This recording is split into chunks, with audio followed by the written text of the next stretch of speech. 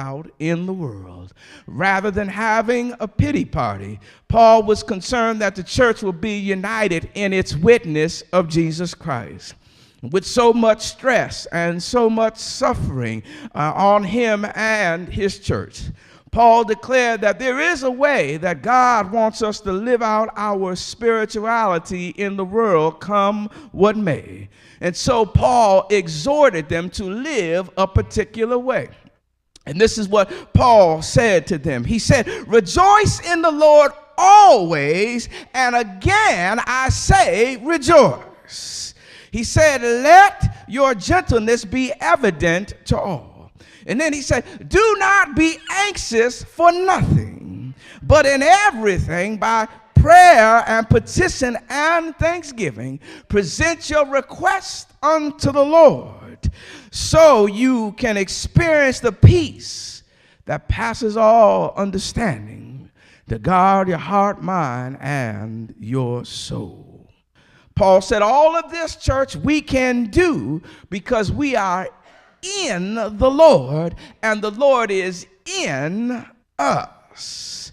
There may be somebody here who feels like you are about to lose your mind, given all that you have experienced and all that you're going through. You may be saying, this sermon may be for somebody else. It's surely not for me. How can I rejoice? You just don't know my story. My finances are all jacked up. My marriage is busted. And yes, I'm lonely. I'm all by myself. The holidays are tough on me because that's when I miss my mother and my father and my sister and brother the most. I'm not very happy in the place where I am at. Though I'm smiling on the outside, there's a lot of pain on the inside. I come to church every Sunday with a heavy heart because I don't see that there's a way out of my mess. I feel hopeless. I feel powerless to change my situation. And here you are, preacher, on this Sunday morning telling me to rejoice, and I can't name a single reason why I ought to lift my hands up and give God praise. Can we keep it real here this morning?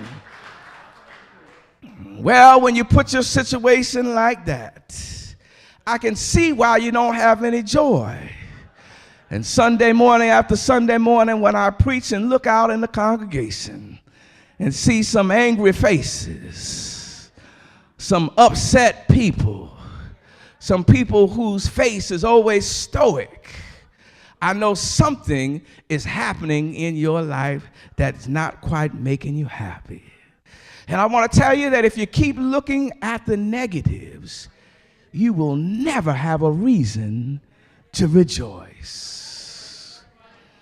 How many of y'all know that when you're long for God's presence and when you pour out your heart to the Lord, no matter what is going on in your life, when you really, really seek God, one day your negatives will turn into positives and your tears will turn into your rejoicing. You've got to learn how to seek God even though you may be going through so you can get to.